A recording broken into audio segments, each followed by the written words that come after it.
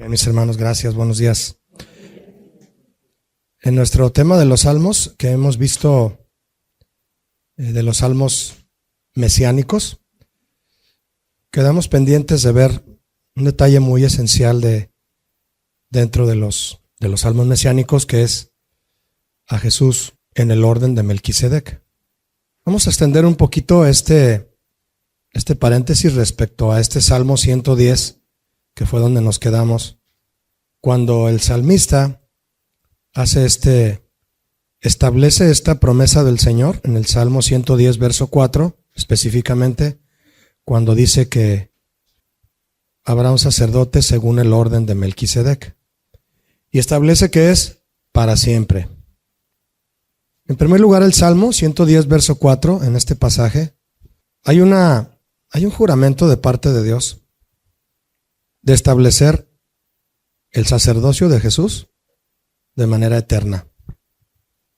¿Y por qué en el orden de Melquisedec? Bueno, es un personaje mencionado en Génesis juntamente con Abraham, quien tuvo una acción específica hacia Abraham, muy, muy particular, que resalta, nos hace resaltar el carácter de Cristo y fortalece la promesa de un Mesías.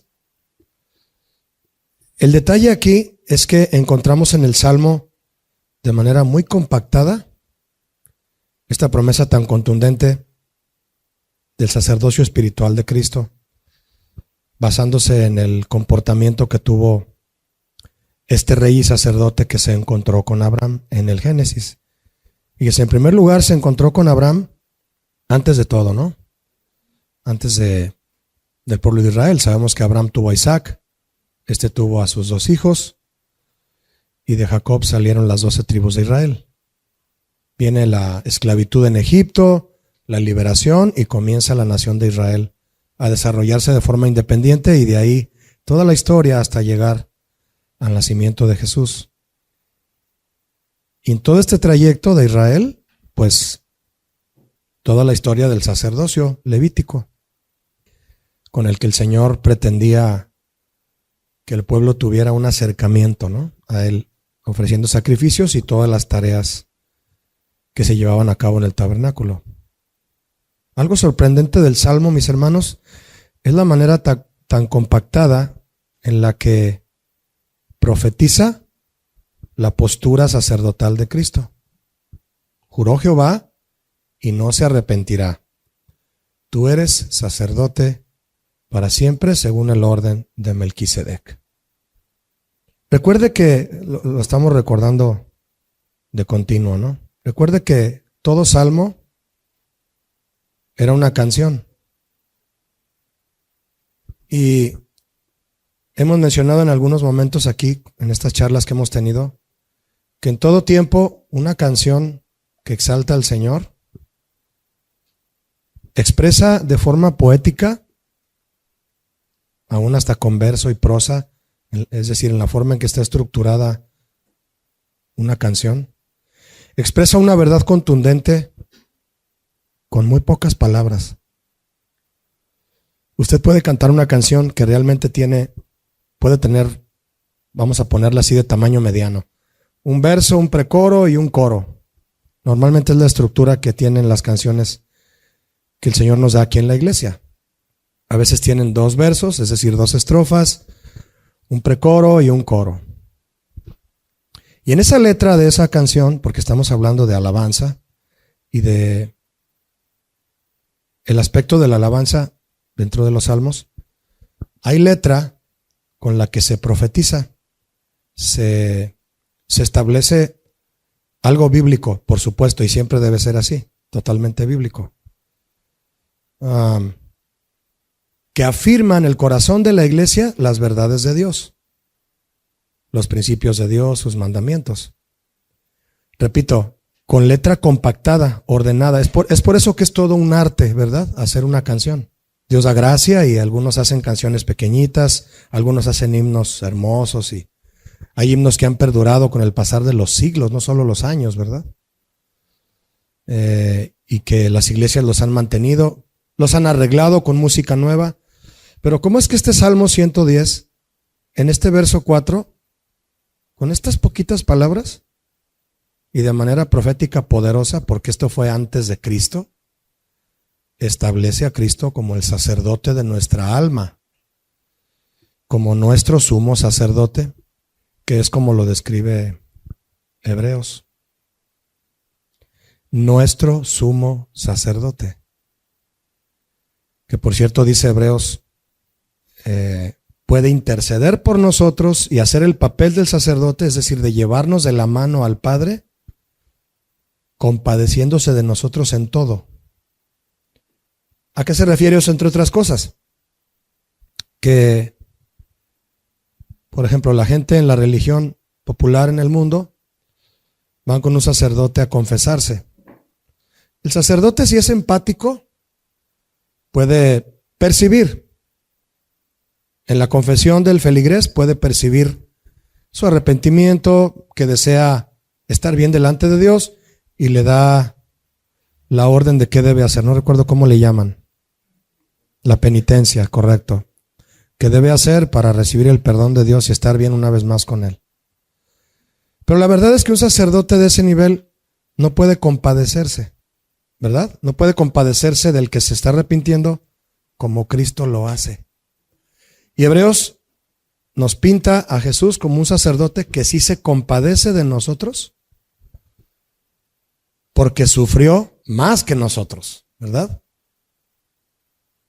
Entonces, sí puede compadecerse de nosotros, por lo tanto su papel sacerdotal es el más alto, el más puro, el más excelente.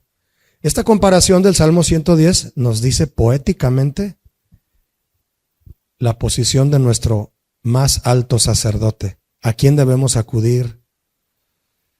Él nos limpia, Él nos lleva de la mano al lugar santísimo, Él nos abrió el velo, lo rasgó con su cuerpo, su carne fue rasgada, el velo fue rasgado para entrar a la presencia de Dios, y nos dibuja el panorama entonces profético y poderoso cientos de años antes de Cristo, de que Él sería nuestro sumo sacerdote. Es por eso que este pasaje, además de otros que vimos el jueves pasado, son por excelencia salmos que hablan de Jesús.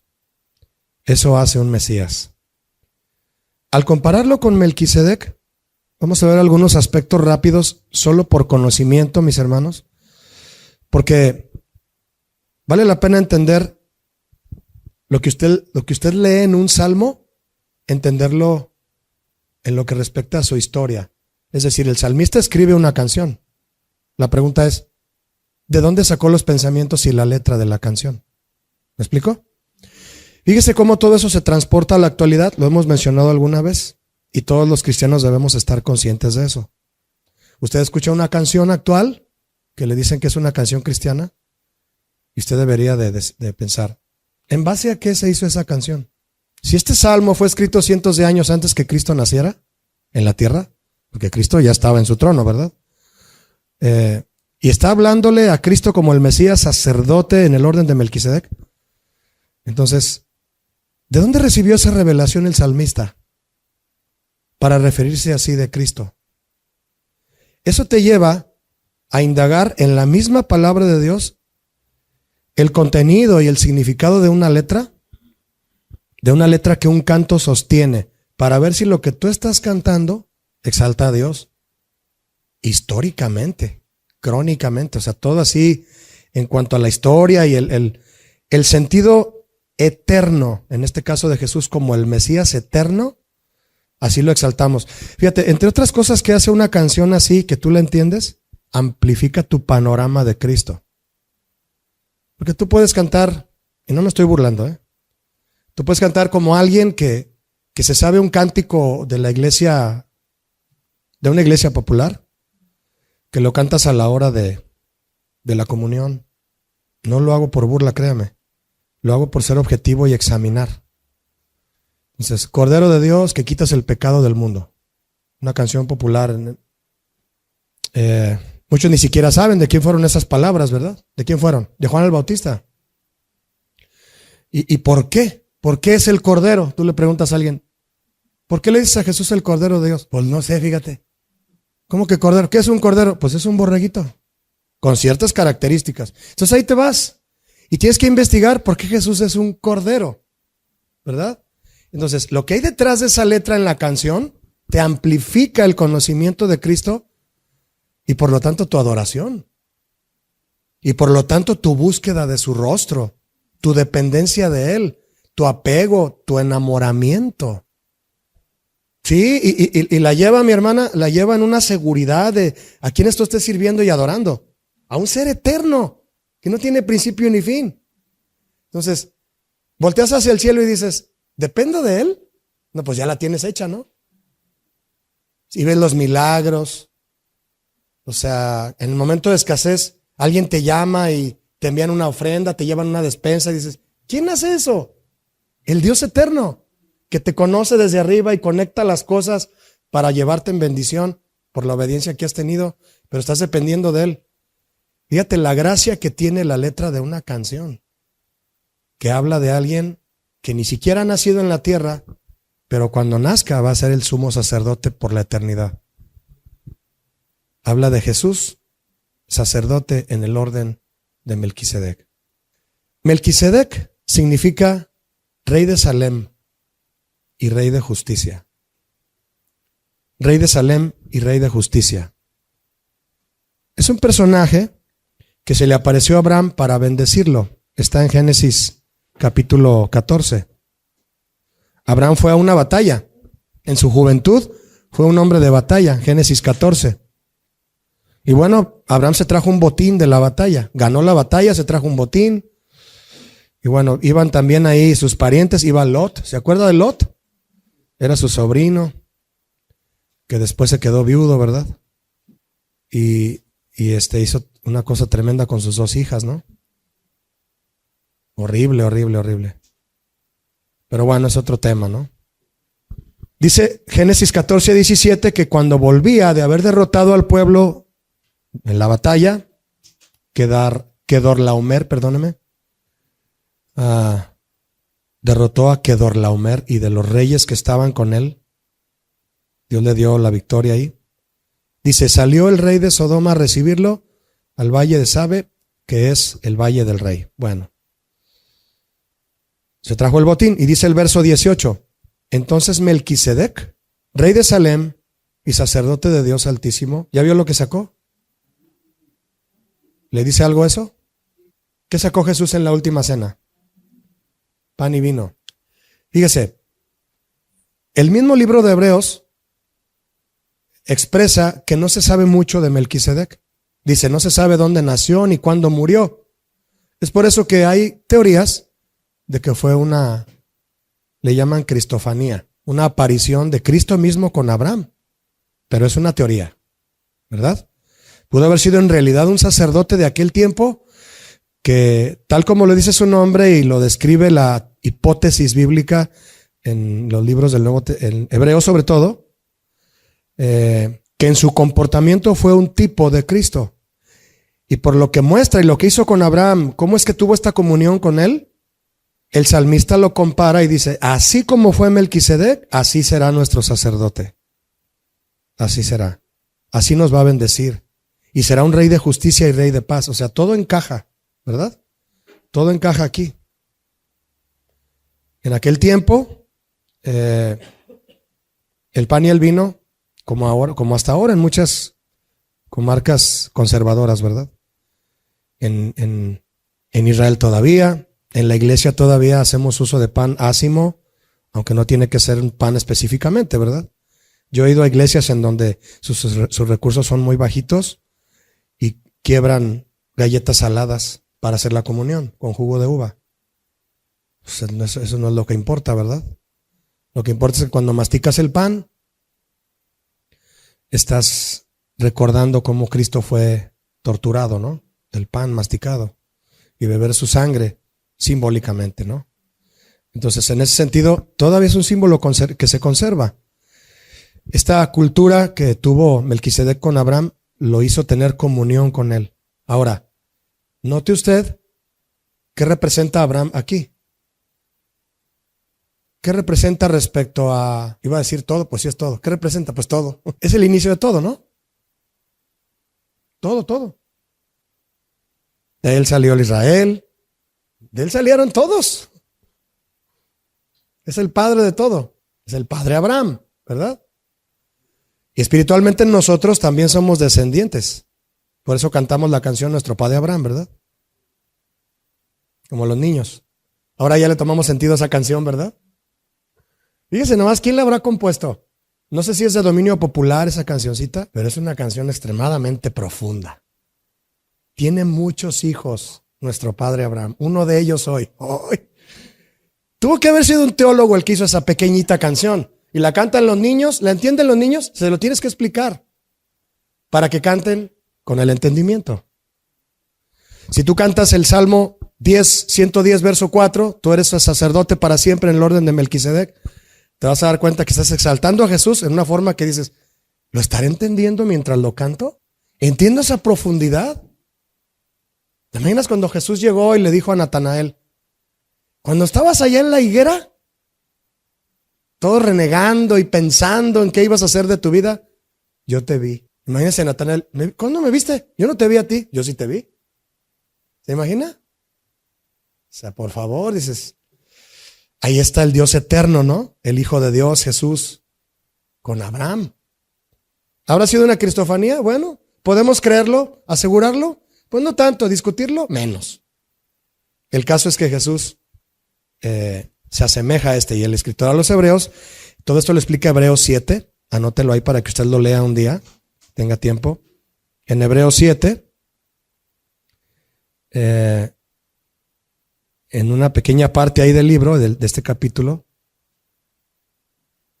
simplemente al inicio de Hebreos 7 dice, el sacerdocio de Melquisedec, dice, porque este Melquisedec, rey de Salem, sacerdote del Dios Altísimo, que salió a recibir a Abraham, que volvía de la derrota de los reyes, Abraham, le bendijo, a quien asimismo dio a Abraham, a Melquisedec, los diezmos de todo, cuyo nombre significa primeramente rey de justicia y también rey de Salem, rey de paz.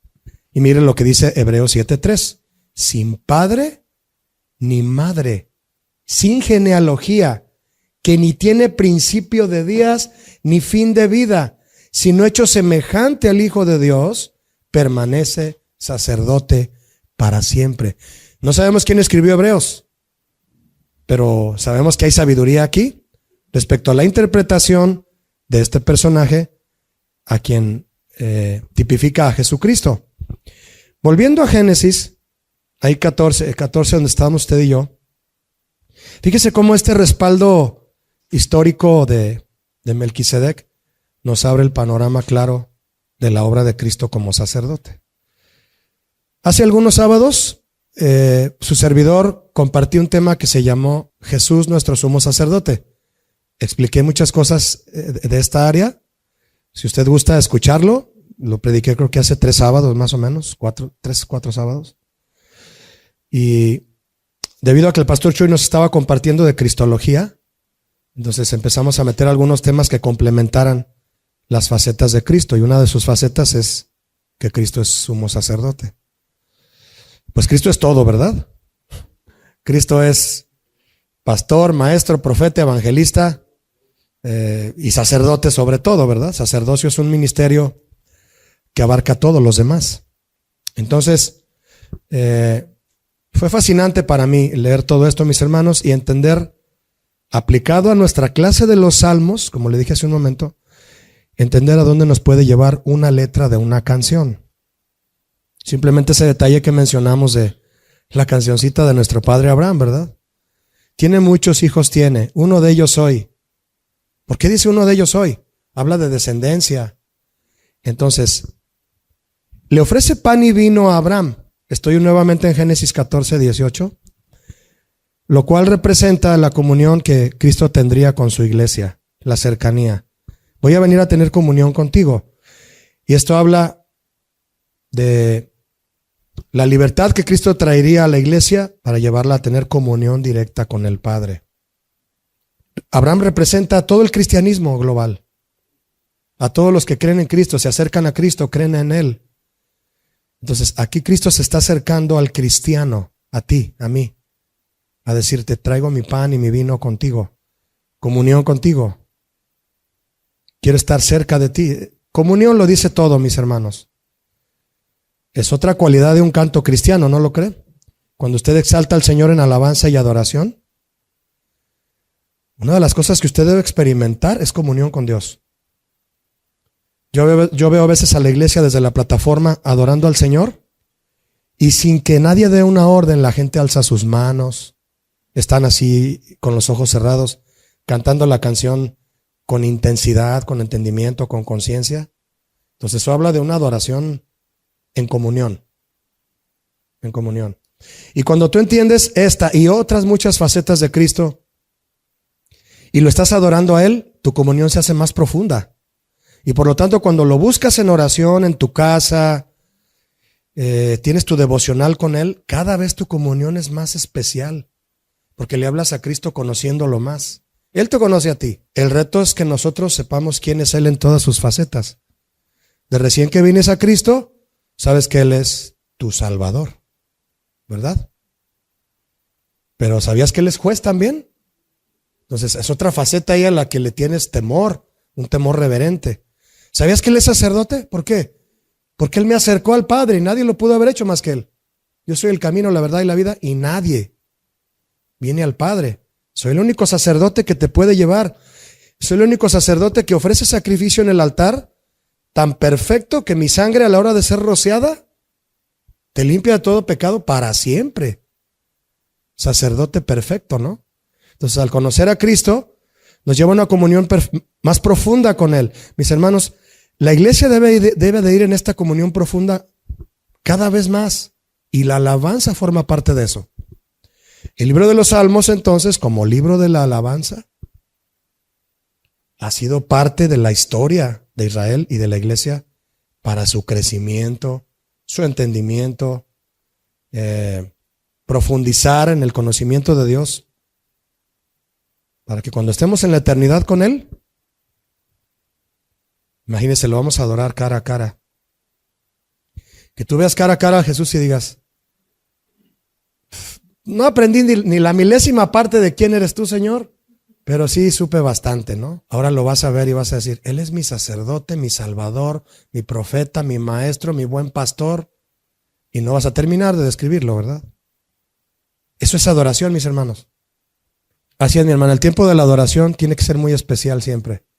Y no solo en la iglesia, ¿eh? Cuando adoras en tu casa, tú puedes poner una canción que sabes que es de la palabra y adoras al Señor tú solo, tú sola, y tienes una comunión con Él, esa canción te llena, sientes que el Señor te está perdonando. Es importantísima, y qué decirlo, ¿verdad? El papel de la adoración en nuestra vida cristiana, en la iglesia, en la vida devocional en casa.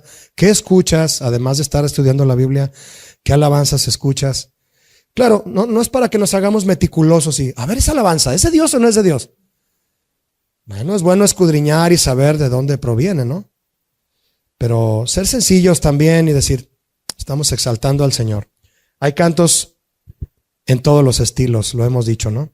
Entonces, esto es solamente, mis hermanos, podríamos decir, profundizar un poco en lo que es este salmo mesiánico, que es los que estamos examinando, para conocer por qué profetiza de esta manera tan profunda de Cristo como en comparación con Melquisedec. Abraham le da los diezmos de todo. Fíjate cómo tú respondes en adoración. Darle los diezmos de todo a Melquisedec, Abraham. El número 10, mis hermanos, ¿alguna vez si usted llegó a estudiar un poco de numerología en la Biblia? La numerología es muy interesante en la Biblia. Porque hay ocasiones en donde está el número 3, la Trinidad, ¿verdad? Y usted hace comparaciones de ese número con la aplicación que el Señor le da en la Biblia. El número 4, que habla de algo cuadrado, habla de algo gráficamente trazado como con perfección, como algo completo. Igual el número 10 está en esa faceta, el número 10. El 7 habla de una perfección de carácter, de una perfección de plan. Se menciona mucho en Apocalipsis. Los 7 candeleros. Y en muchas partes de la Biblia el 7 habla de esa perfección de carácter, la perfección del plan. El número 6 es número de hombre. ¿verdad? Y otros números ahí.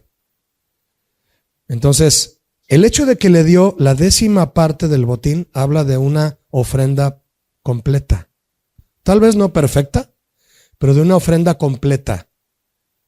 Te estoy dando una ofrenda sustanciosa, una ofrenda que representa mi deseo completo de, en realidad quiero dártelo todo, pero te doy esta parte que representa una ofrenda completa, una ofrenda que decidí darte y que representa mi deseo de depender de ti. El pastor Chuy mencionaba algo del diezmo el domingo. ¿Y cómo es que muchos dicen, no, el diezmo ya no cuenta, yo le doy al Señor lo que está en mi corazón? Bueno, está bien. Nada más te queda la regla de que si siembras abundantemente, cosecharás abundantemente, ¿verdad? Entonces, Abraham le da el 10%, habla de una ofrenda completa, es decir, te quiero dar esto, Señor. Entonces él dice, me estás dando una ofrenda que me agrada. Así debe ser nuestra adoración. Nuestra respuesta en la adoración. Porque podemos cantar, ¿verdad? Pero no responderle a Dios. Podemos cantar, pero no sin responderle a Dios. Cantar, pues cualquier mariachi, ¿no? O cualquier perico. No, eso es hablar. Eso es hablar. Más bien cantar, pues cualquier canario. Y mire cómo canta un canario, ¿verdad? O un cenzontle. ¿Ha usted oído el cenzontle? Qué impresionante, ¿no? Se van de unas notas a otras que ni armonía musical tienen, pero por el timbre y el toque, el pajarito es tremendo, ¿no? De hecho, lo mencionan pájaro de 400 voces, dice en el billete, ¿verdad? En uno de los billetes hay un poema, dice pájaro de 400 voces, es un poema. ¿Y cómo es que tú estás dándole una respuesta a Dios al adorarlo? Abraham le da una respuesta a Melquisedec, lo fue a bendecir y tuvo comunión con él. Seguramente Abraham, cuando lo vio, de haber dicho, esto no es natural, porque el Señor se le apareció a Abraham de maneras, mi hermano, así teofánicas, completas, ¿no? Cuando le habla cuando va a tener su hijo, varias veces. O sea, Abraham fue privilegiado en lo que respecta a ver a Dios cara a cara. Le llamó su amigo, imagínense. En Isaías está la profecía. En Isaías dice, Abraham, mi amigo. La tiene que buscar porque no me acuerdo la cita. Pero está en Isaías. Abraham fue llamado mi amigo. Y después en el Nuevo Testamento, uno de los escritores del Nuevo Testamento dice, fue constituido, en Hebreos, no se sabe quién fue el escritor, fue constituido amigo de Dios. Fíjese esta cercanía que produce una relación. En el sacerdocio hay relación, porque hay cercanía. Entonces, tu respuesta al tener comunión con Cristo es una ofrenda que le agrade a Él. La ofrenda de Abraham representa la ofrenda que siempre debe dar la iglesia. Una ofrenda completa. Una ofrenda que agrada a Dios.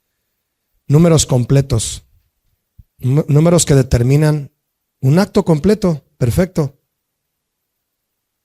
Toda esa numerología es sorprendente, ¿no? El 4 evangelios, 4 pilares en el tabernáculo. ¿Qué sostenían los pilares en el tabernáculo? La puerta. La puerta es Cristo, ¿correcto? ¿Quién sostiene el testimonio de Cristo? 4 pilares. Mateo, Marcos, Lucas y Juan. Hermoso, ¿no? Entonces, en toda esa numerología hay cuestiones que hay que profundizar y descubrir.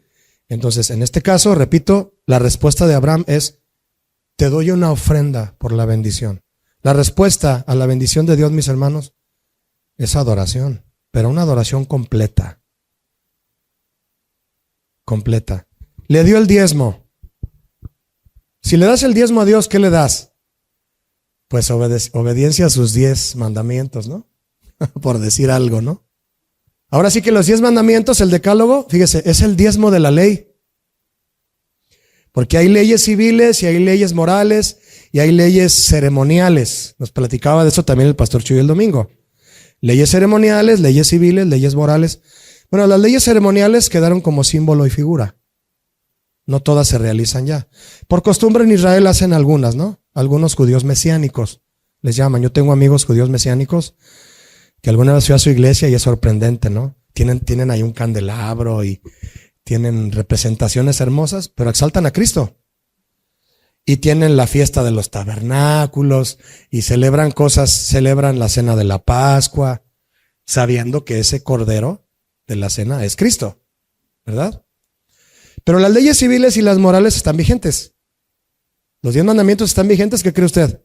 Pues claro, todavía. Entonces, tú le das el diezmo al Señor, el diezmo de la ley, es el decálogo, ¿verdad? Por decirlo así. Entonces, obedeces los 10 mandamientos, dice Jesús, el que obedece los 10 mandamientos, es decir, el que ama a Dios y a su prójimo, cumple toda la ley y los profetas.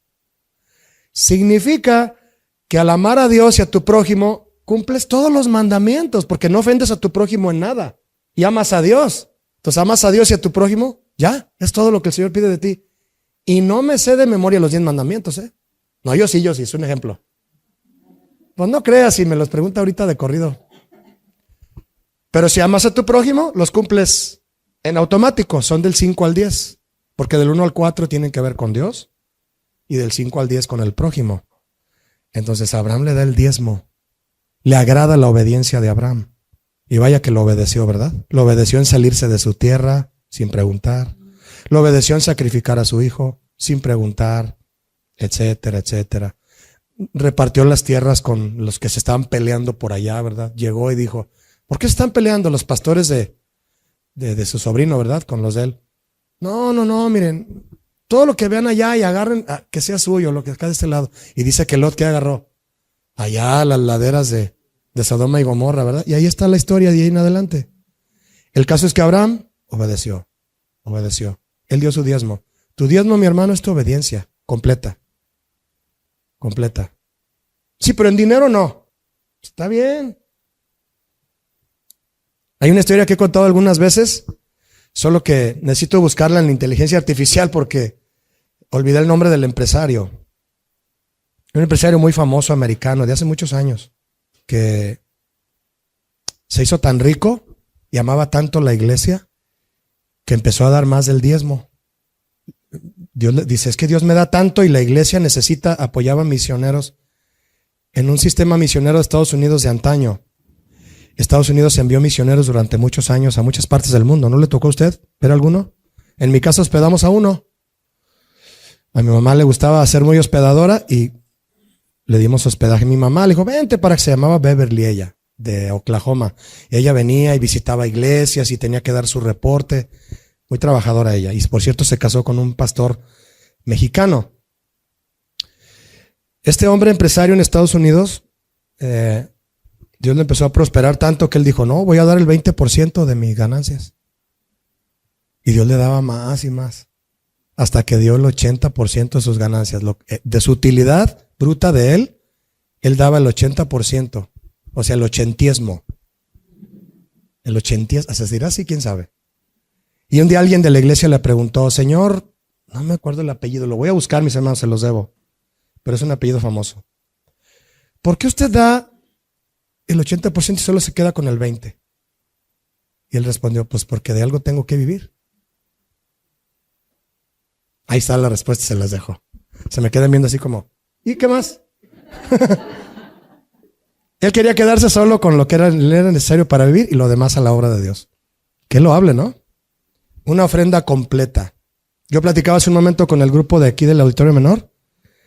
Les comentaba es que de una experiencia, mis hermanos, sale tanta enseñanza para un tema y para otro. El joven rico. Vende todo lo que tienes y dalo a los pobres. Ah, no.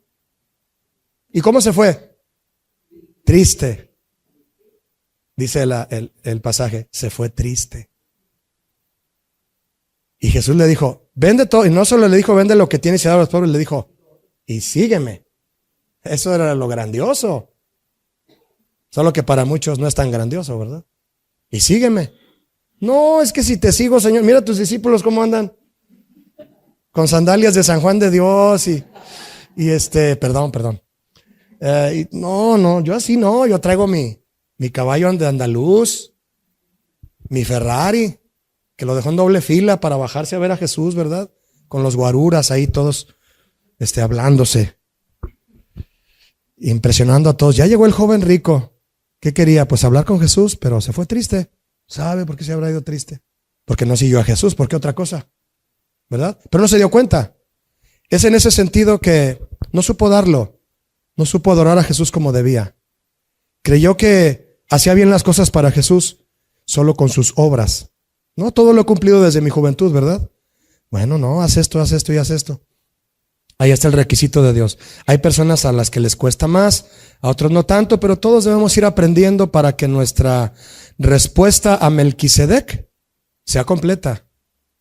Entonces, en esta representación, mis hermanos, de este canto del Salmo 110, en este pequeño bloque que nos muestra a Cristo como sumo sacerdote, esto es lo que hay detrás de esta canción. ¿Qué hay detrás de una canción? Habría que investigarlo. Y si lo que hay detrás de esa canción me lleva más a Cristo, yo quiero cantar esas canciones. Yo quiero hacer más canciones y que la iglesia adore al Señor en base a estas canciones. Esta es una enseñanza que debe compartirse con cada grupo de alabanza, ¿cierto? Para que todos comprendamos cómo debe ser la alabanza en una iglesia y que no se distorsione. Que no se distorsione. Muchos van detrás de los cantos famosos. Cantantes cristianos que se hacen famosos, no tengo nada en contra de ellos, ¿verdad? Sus vistas, su monetización en YouTube, sus seguidores, ¿está bien? Yo simplemente hago un exhorto a quienes los escuchan y van detrás de ellos. Nada más examina lo que hay detrás de cada canción, de cada salmista. Hemos mencionado que Asaf, que es quien escribió algunos de los salmos que hemos mencionado, por la forma en que escribe, era un hombre letrado, era un hombre estudioso de la historia de Israel y nos ofrece canciones muy, muy profundas en ese sentido histórico. Y finalmente, mis hermanos, recuerden entonces que al ofrecer Melquisedec pan y vino a Abraham, le está ofreciendo lo que Cristo ofreció por usted y por mí para nuestra salvación, su cuerpo y su sangre, pan y vino. Dice el 19 de Génesis 14, y le bendijo, diciendo, bendito sea Abraham, del Dios Altísimo, creador de los cielos y de la tierra. Jesús bendice a su pueblo, siendo el transmisor de la bendición del Padre hacia su pueblo. ¿Qué nos trajo Jesús? Nos trajo al Padre. Le preguntaron, muéstranos al Padre, y él dijo, tanto tiempo he estado con ustedes. ¿Por qué? Porque era un reflejo 100% del Padre. El Padre y yo somos uno. Entonces, claro, el Padre estaba en su trono, Cristo en la tierra, pero dice, yo soy como Él. Somos uno, Él y yo. La búsqueda eterna del cristiano, ¿verdad? Ser como Cristo, ser como el Padre. Entonces, esto es todo lo que se habla de Melquisedec y se interpreta en este Salmo 110. Tenemos entonces, mis hermanos, un sello poderoso en una alabanza del carácter de Cristo en este salmo mesiánico. El próximo jueves, si Dios nos permite, continuamos con otra etapa del libro de los Salmos. Para no dejarlo así muy cortado, lo dejamos hasta aquí. Gracias y que Dios les bendiga.